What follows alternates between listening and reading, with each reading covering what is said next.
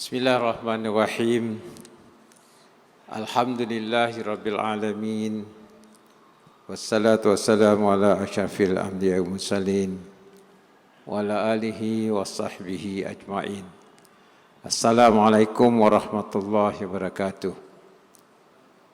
Yang berhormat Saudara Datuk Talib Zulkifli, Menteri di Jabatan Ketua Menteri yang menjaga hal ehwal integriti dan ombudsman.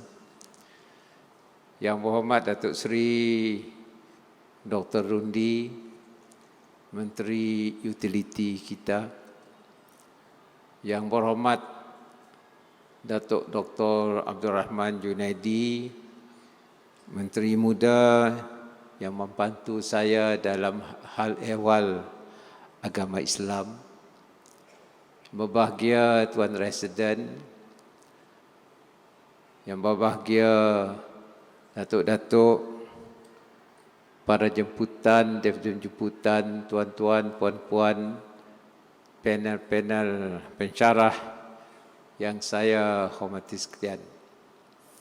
Alhamdulillah, hari ini hari Jumaat yang mulia, saya dapat berkesempatan untuk berkunjung di Bintulu.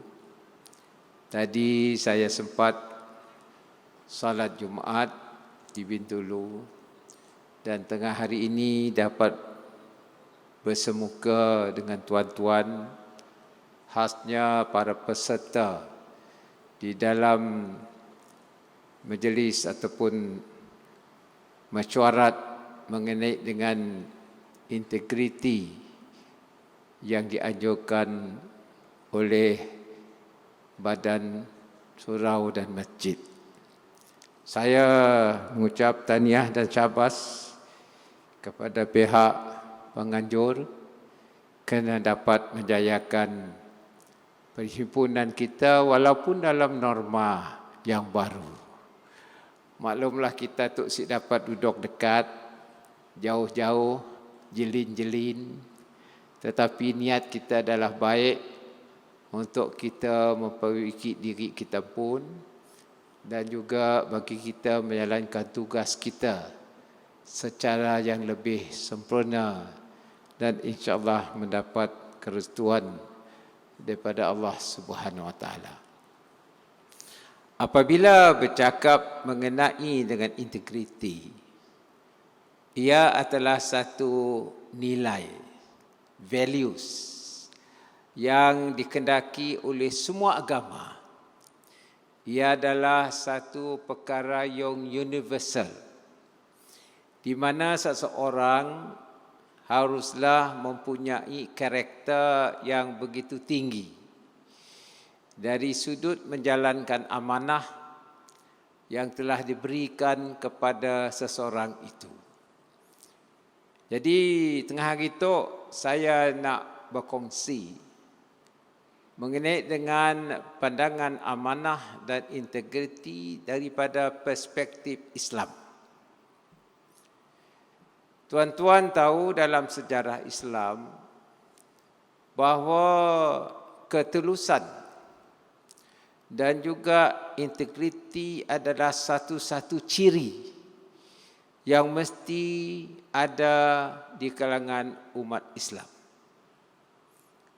Rasulullah sallallahu alaihi wasallam menjadi rasul, kita tahulah dia adalah seorang al-amin. Dan dari sudut al-amin ini, ia adalah seorang yang begitu tinggi nilainya dari sudut pentadbiran dan pengurusan dirinya dan juga masyarakat sekelilingnya. Sebab itu Rasulullah disebut sebagai Al-Amin. Inilah dari perspektif Islam, umat Islam harus mencontohi apa yang dilaksanakan oleh Rasulullah sallallahu alaihi wasallam. Dan keduanya ialah soal amanah. Kita diberi amanah, masing-masing kita. Apabila kita dilahirkan, sudah tentu amanah kita ialah menjadi manusia yang mempunyai ilmu. Tanpa ilmu, manusia tidak mempunyai keadaan yang lebih mencukupi sebagai seorang insan. Sebabnya dalam Al-Quran disebutkan pentingnya ilmu. Bahkan wahyu pertama pun menuntut kepada ilmu. Membaca. Jadi maknanya kita lahir, kita mesti mempunyai ilmu. Dan keduanya, ialah kita mempunyai amanah kepada diri kita sendiri dan amanah untuk masyarakat kita dan sekeliling kita. Bahkan kita hendaklah beramanah menjagakan alam sekeliling kita. Termasuklah sekarang itu disebut sebagai environment. Pokok-pokok pun kita jaga. Dan sera hidup kita jaga. Ini amanah. Dan lepas itu pula apabila kita diberi tugas, kita juga mestilah amanah kepada tugas yang diberi kepada kita. Masing-masing kita tu ada tugas. Dan ini adalah satu ciri-ciri cabaran kepada seorang manusia. Kerana dalam agama kita disebutkan musuh yang selalu menghantui manusia ialah nafsu. Dalam Quran pun disebut nafsu. Kerana nafsu ini, kata orang lah, saya tu dengan ustaz juga, nanya orang juga.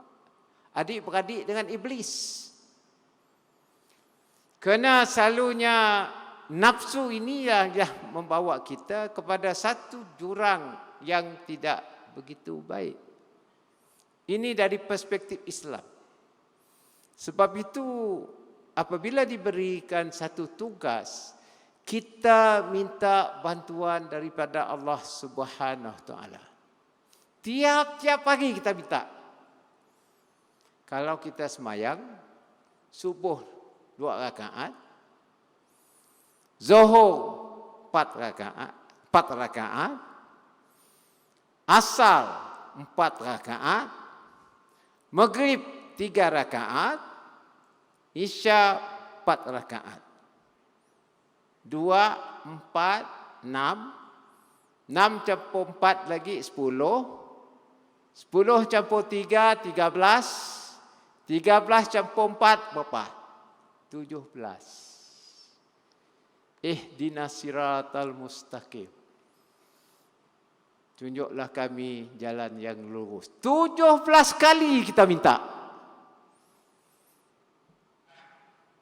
Kalau 17 kali kita mintalah jalan yang lurus kepada kita. Kepada orang semayang lah.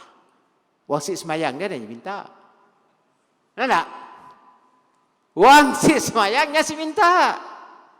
Tapi bagi kita yang semayang, yang berteraskan kepada agama, 17 kali kita minta. Dan kuasa adalah kuasa Allah. Surat Fatihah tak cukup. Terjemahkanlah surah Al-Fatihah. Malik Yaumiddin, Malik yang berkuasa. Saya pun macam ustaz juga minta maaf. Itu apa yang saya tahulah. Jadi 17 kali kita minta. Kenapa? Kerana manusia ini lemah. Cabarannya dah. Selagi kita malah minta, Allah akan bantu kita. Mesti minta ni Allah nak bantu. Sebab ialah apabila kita ada tugas, kita pun ada tugas juga dengan Allah tiap-tiap pagi. Waktu subuh terpaksa angkat. Tapi selimut lagi sedap. Ini tugas amanah kita lah. Lepas ya, sentiasa kita minta. Kita hidup tak sementara aja. Bangun tidur. Padu saya dah 70 tahun. Si lama lagi ya. Bermakna kita hidup ini ada disiplin kita. Dan kalau kita insaf kepada Datuk, we are not angel. We cannot be 100% perfect. But at least we try. At least we try. Kita ada kelemahan, tapi kita coba. Alhamdulillah, kita semua tu adalah golongan yang insaf. Kalau tak insaf kan kita minta 17 kali. Kaya kita nyep astagfirullahalazim. Malah istighfar. Kerana kita lemah. Sebab ya manusia yang ada pendirian sedemikian hidupnya senang. Kenanya si susah. Kalau nya kasuah, susah hidupnya, mikir. Tu MACC nak investigate apa hal tu. Jadi hidup kita sentiasa susah, tapi kita hidup sederhana. Kerana dari perspektif Islam, kita mesti sederhana. Moderation. That is what is required in Islam. You have to be moderate. No extreme. Kita berjalan pandangan kita pun jangan ekstrim. Kita si boleh nganak orang lain.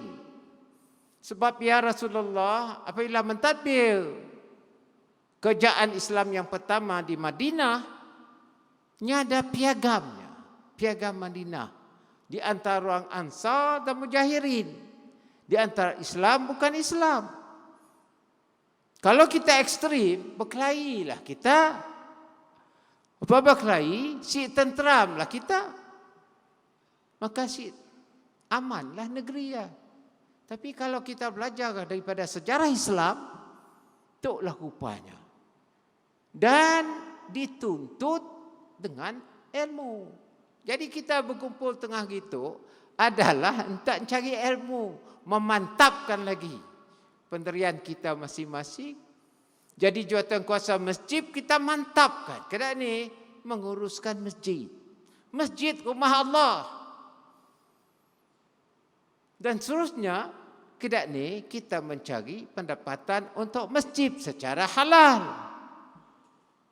Dan kita berikan suasana yang baik untuk orang beribadah. Sebab ya saya jadi ketua menteri, saya cari duit. Kerana ni nak menambah bekalan yang lebih efektif, bekalan air dan api di luar bandar.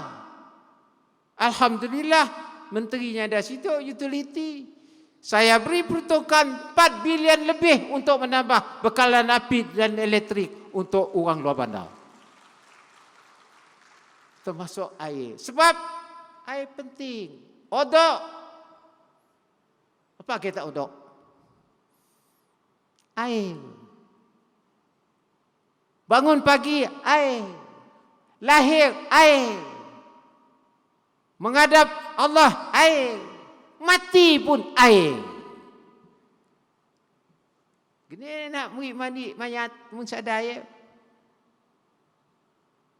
Si kena dah mayat, nyalah tu. Tak. Ada caranya menguruskan mayat. Kini cara mandi mayat. Mau air, mesti ada air dia kaya.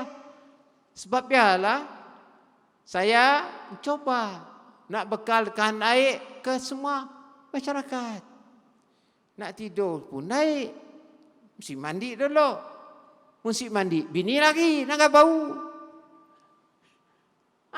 Air. Jadi sebab ialah kita ni hendaklah minta bantuan. Alhamdulillah kita kerjaan coba sedaya upaya secara beransur-ansur memberikan apa juga dikehendaki oleh masyarakat. Jalan masjid. Juga kedak ni kita membangunkan masjid supaya sidaknya datang ke masjid. Alhamdulillah waktu Covid tu kita tahulah bayang ke masjid kena Covid ada juga polemik orang.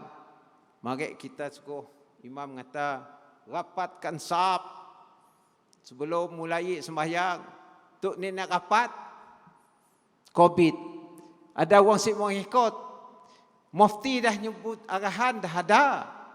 Ada sebabnya. Dari nas-nas yang ada kepada kita bahawa kita boleh berjarak disebabkan oleh keadaan. Orang kata darurat. Jadi, cik payahlah semayang dekat-dekat. Saya mari ke suruh pergi kecil. Imam suruh madah dengan saya mari mesti pergi kecil. Rapat. Apa hal si rapat? Si bos sebagai kelak iblis masuk tengah-tengah. Jadi kita kini itu, kita tahu, maka tuan-tuan ini urus kita untuk masjid. Apabila masjid kita baik, masyarakat baik, kita rapat dengan Allah Subhanahu Wa Taala. Nya dari ciri-ciri kedatuk. Kerana kita manusia lemah. Saya minta maaf, saya pun lemah. Tapi ialah 17 kali minta tolong. Kena soal. Marah buka. Apa kerja kita jadi ketua menteri? Kena ya ujungnya. Untuk kita orang Islam lah. Saya percaya orang agama lain pun percaya juga after this world, there is another world. So you be accountable. Tapi apabila kita betul kedatuk, hidup kita si panas kata orang. Sejuk kejap. Jalan aja. Kita di Sarawak, alhamdulillah, ada gebut-gebut. Kita tahu Tuhan yang meletakkan kita tu. Apa akan jadi kita, Tuhan meletakkannya. Yang datangnya lah ya. Mesti ada apa boleh buatlah. Jangan berkelahi. Kalau berkelahi, berebut, akhirnya masyarakat yang tempit. Kedai kita, waktu COVID, orang berebut nak jadi Perdana Menteri. Kelang kabut negara Malaysia. Bulan 2 ya tak. Tak ada Perdana Menteri jawatan. Siapa apa Perdana Menteri? Mau kita di Sarawak minta tolong. Kedai ni. Kita kata okeylah. Kita ambil lah. Seorang agung telefon. Saya di Belaga. Istana Negara nanya. Sarawak kedai ni. Kena si cukup nombor. Jadi saya mandah Sarawak. Nyokong. Tan Sri Muhyiddin Yassin. Jadi Perdana Menteri adalah kerjaan. Ya juga COVID musimnya. Alhamdulillah kita ada kerjaan. Jadi dapatlah mantu orang. Dengan program prihatinnya. Kita di Sarawak dengan bantuan khas Sarawakku sayang. Kita bantu. Memanglah prosesnya ada juga si betul. Maklumlah keadaan darurat. Kita sedaya upaya membantu rakyat dalam keadaan COVID tu. Tuan-tuan, COVID tu pun jadi cabaran kepada kita. Nak apa ada malapetaka berlaku, mesti ada hikmatnya. Setidak-tidaknya usahawan kita dapat online jual kuih. Cara baru. Jadi ya hikmatnya lah orang pun berwaspada, disiplinnya tinggi. Sebab ya kini tu kita berkendakkan ilmu. Tuan-tuan, sebelum saya mengakhiri ucapan saya tu, saya ingin dapat berkongsi mengenai dengan ilmu. Semua kerja kita berkendakkan ilmu. Jadi kita mesti tambahkan ilmu. Ada seorang pujangga madah, pujangga tu orang tukang fikir lah. Mengenai dengan integriti. Kalau seorang itu tidak ada ilmu, tapi orang itu tidak berilmu, tetapi mempunyai integriti, itu pun susah untuk manusia, kerana nyasik dapat maju, nyasik ada ilmu. Tapi kalau seorang itu ada ilmu, tapi tidak integriti, lebih teruk daripada anak pertama. Sebab nyasa ada integriti, nyasa salah gunakan ilmu. Ilmu pakainya nipu. Jadi memana ini kata-kata pujangga. You don't have knowledge, but if you have integrity without knowledge, you cannot move forward. On the other hand, if you have knowledge without integrity, it is worse than the first one. Bermakna, tuan-tuan, kalau kita ada dua-dua, kita ada ilmu, kita ada integriti, jadi kita dapat pergi ke hadapan untuk terus kita membangunkan diri kita dan dapat kita menyumbang kepada masyarakat. Kalau kita dapat menyumbang masyarakat, menjadi pengurus masjid taatu, kita dapat pahala. Yang penting bagi kita umat Islam ialah pahala. Tuhan nak beri balasan macam-macam aja. Alhamdulillah, kali Allah beri saya kesihatan yang baik. Ya, dah reward daripada Tuhan. Nak lain saya ada, kesihatan saya ada. Jadi kita tu pengusik kesihatan ada, dapat berbakti untuk masjid, untuk orang Islam. Jadi kita sakit. Mudah umur dah sampainya lah ya, jangan jat sakit lama gila. Jadi ini anugerah Allah, dijanjikan Allah kepada kita. Sebab itu dari sudut integriti dan juga amanah ini ada hubung kait dengan pandangan perspektif Islam sebagai tiang. Selagi kita sedar tu 17 kali bagi orang umat Islam minta tolong, berikan aku jalan yang lurus, maka luruslah kita. Mungkin ada minta, mungkin kita akan bengkok. Kalau bengkok teruk kita tu. Jadi tuan-tuan, hari tu kita ingat kita pun. Sama kita pun. Kita tahu hal tu lah si ibu saya madah gila. Tapi ingat aja. Ingat aja mungkin kita ada kelemahan. Sebabnya apabila akan menjalan tugas, kita jalankan secara baik. Kita nak bangunkan Bintulu. Kita bangunkan Bintulu dengan seadil-adilnya. Saya tahulah, kita tahu juga. Saya malah jembatan, kerjaan malah kemenak. Nak bukakan Jepak. Memang ada orang masyarakat di Jepak. Kita akan bangun rumah yang dapat dibeli oleh rakyat di Jepak. Kalau nya mahal gila, orang si dapat beli. Jadi memang adalah kita ada resettlement program di kampung Jepak untuk orang Jepak, untuk orang Bintulu. Secara lebih structured. Kedak kawasan Dr. Rahman, kawasan tepi air, kita pindah ke Darul Hana, sebelah belakang aja. Resettlement program. Tapi ini ada amanah. Tapi dah beri lot kelak, jangan dijual. Ya amanah jual. Tak tahu, takut kita ada NCR kelak. NCR dijual, convert mixed zone. Kerana orang kita, kalau ada harta, jaga sebaik-baik. Kerana ya adalah amanah. Jadi tuan-tuan, semua bergantung kepada amanah. Tapi insya-Allah lah kalau kita sentiasa berdoa, kita minta pertolongan, kita akan menjadi seorang yang begitu tinggi amanah. Tuan-tuan, duit bukan ukuran akan kaya. Ada kedai orang kata duit ukuran. Saya tidak. Kepribadian seseorang itulah akan memberikan maruah kekayaannya. Rasulullah sallallahu alaihi wasallam adalah pahlawan, pentadbir, pengurus, jenderal, ahli ekonomi yang menjadi nilai hidupnya. Kalau nak kaya, senang aja. Kenanya mempunyai tanggungjawab kepada masyarakat.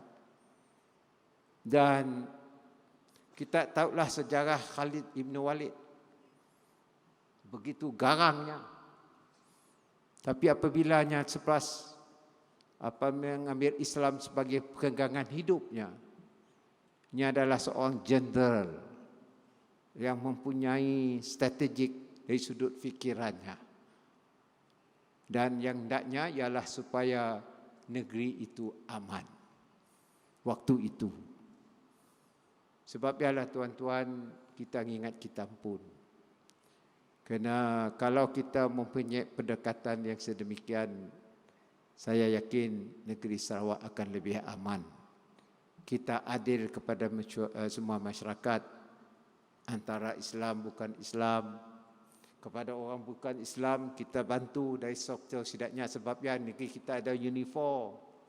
Negeri lain tiada. Hingga menteri dari Kuala Lumpur minta kita mempersembah kepada Duli Yang Maha Mulia Sri Paduka Baginda Yang Tuan Agong. Kedak ini kita mengoperasikan uniform antara orang Islam bukan Islam.